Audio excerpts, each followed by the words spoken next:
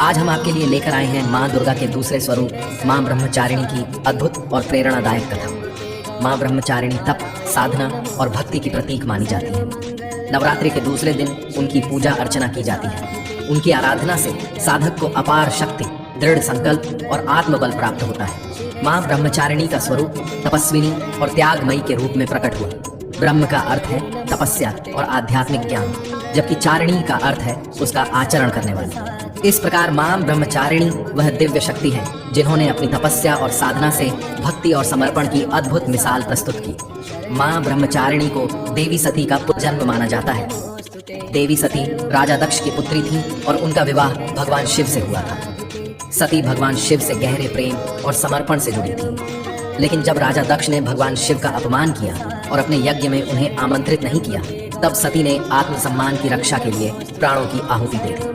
यह आत्म बलिदान अत्यंत मार्मिक था और इसमें प्रेम, निष्ठा और आत्मसम्मान के उच्च आदर्श झलकते हैं। देवी सती का पुनर्जन्म हिमालय के राजा हिमवान और रानी मैना के घर पार्वती के रूप में हुआ। पर्वत की पुत्री होने के कारण उनका नाम पार्वती पड़ा। उनका जन्म पूर्व जन्म की अधूरी यात्रा को पूर्ण करने के लिए हुआ था। पार्वती का उद्देश्य स्पष्ट था, भगवान शिव से पुनः मिलन। पार्वती जी ने शिव को पाने के लिए कठोर तप का मार्ग अपनाया। प्रारंभ में वे साधारण जीवन जीते हुए पूजा, ध्यान और साधना करती रही। समय बीतने के साथ उन्होंने अपना आहार सीमित कर लिया। पहले वे केवल फल फूल खाती, फिर पत्तियों पर निर्भर हुई और अंततः केवल जल पर जीवन यापन करने लगी। उन्होंने शारीरिक सुख सुविधाओं का त्याग कर दिया और हजारों वर्षों तक भगवान शिव की भक्ति में लीन रही। मां ब्रह्मचारिणी ने अपना संपूर्ण जीवन तप, ध्यान और योग में समर्पित कर दिया। उनकी तपस्या इतनी प्रबल और कठोर थी कि देवताओं तक को अचंभा होने लगा। उन्होंने न केवल अपने शारीरिक कष्टों को सहा, बल्कि अपनी मानसिक और भावनात्मक दृढ़ता से यह सिद्ध कर दिया कि सच्ची भक्ति और निष्ठा से कोई भी कार्य असंभव नहीं है। प्रारंभ में मां ब्रह्मचारिणी केवल फल और फूलों का सेवन करती थी। धीरे धीरे उन्होंने भोजन और जल का भी त्याग कर दिया। अंततः वे केवल वायु और धूप पर ही जीवन यापन करने लगी। उनकी तपस्या इतनी कठिन हो गई कि वे पूरी तरह प्राकृतिक तत्वों पर निर्भर हो गए। उनका यह त्याग और साधना संपूर्ण ब्रह्मांड में गूंजने लगा। उनके संकल्प और धैर्य की शक्ति से पृथ्वी, आकाश और पाताल तक हिल उठे। ऋषि मुनि, देवता और साधक उनकी तपस्या की गहराई देखकर विस्मित रह गए। उनकी भक्ति इतनी प्रभावशाली थी कि देवताओं ने भी उनसे आशीर्वाद मांगना प्रारंभ कर दिया। मां ब्रह्मचारिणी की कठोर साधना और तपस्विनी जीवन ने भगवान शिव को भी गहराई से प्रभावित कर दिया। मां ब्रह्मचारिणी ने अपने जीवन से यह सिद्ध कर दिया कि यदि किसी लक्ष्य को पाना हो तो तप, त्याग, समर्पण और धैर्य अनिवार्य है। उन्होंने यह संदेश दिया कि चाहे मार्ग कितना भी कठिन क्यों ना हो, यदि मन में सच्ची भक्ति और निष्ठा हो तो सफलता अवश्य प्राप्त होती है। उनकी तपस्या ने यह प्रमाणित किया कि कोई भी असंभव कार्य तप और धैर्य से संभव हो सकता है। उनकी साधना केवल भगवान शिव को पाने के लिए नहीं थी, बल्कि यह संपूर्ण सृष्टि के लिए एक महान संदेश थी। मां ब्रह्मचारिणी ने यह उदाहरण प्रस्तुत किया कि जीवन में धैर्य और त्याग का महत्व असीम है और सच्ची भक्ति कभी व्यर्थ नहीं जाती। मां ब्रह्मचारिणी का स्वरूप अत्यंत शांत, सौम्य और दिव्य है। उनके एक हाथ में जपमाला है जो तप और साधना का प्रतीक है, वहीं दूसरे हाथ में कमंडल है जो जल और शुद्धता का प्रतीक है। उनके साधारण और सफेद वस्त्र पवित्रता और त्याग का द्योतक है। उनका स्वरूप हमें संयम, त्याग और साधना का संदेश देता है। मां ब्रह्मचारिणी की यह कथा केवल भगवान शिव और उनके मिलन की ही नहीं है, बल्कि यह त्याग और साधना की वह अद्भुत गाथा है जिसने संपूर्ण सृष्टि को हिला दिया। उनकी कथा हमें यह सिखाती है कि सच्चे मन से किया गया परिश्रम और भक्ति कभी व्यर्थ नहीं जाती। मां ब्रह्मचारिणी की महिमा अपरंपार है। उनकी आराधना करने से भक्तों को धैर्य, साहस और संयम की प्राप्ति होती है। वे साधकों को जीवन की कठिनाइयों को सहने की शक्ति प्रदान करती हैं और उन्हें सदैव सही मार्ग पर चलने के लिए प्रेरित करती हैं। नवरात्रि का दूसरा दिन मां ब्रह्मचारिणी को समर्पित होता है।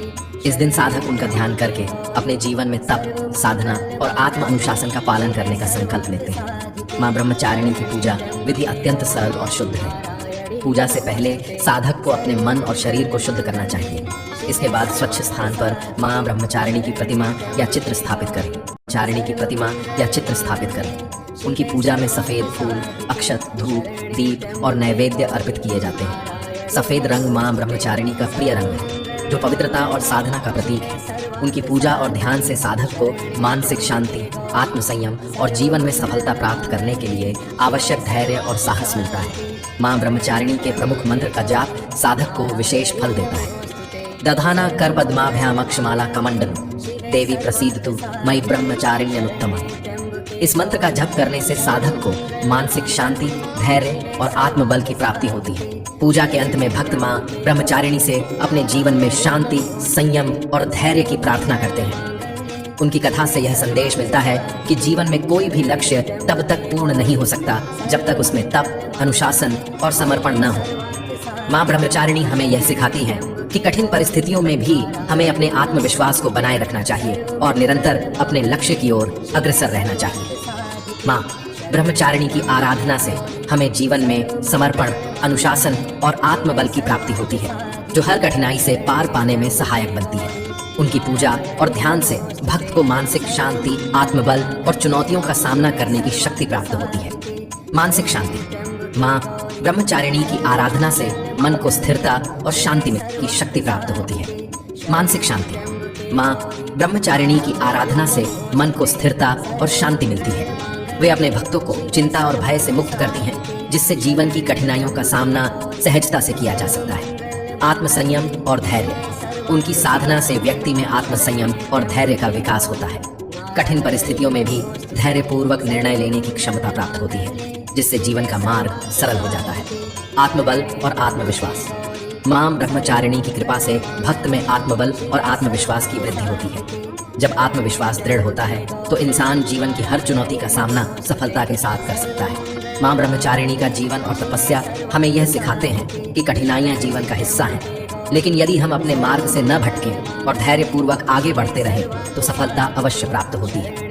उनका तपस्वी स्वरूप हमें संयम, धैर्य और आत्मबल का महत्व समझाता है, जो हर मुश्किल को पार करने के लिए आवश्यक है।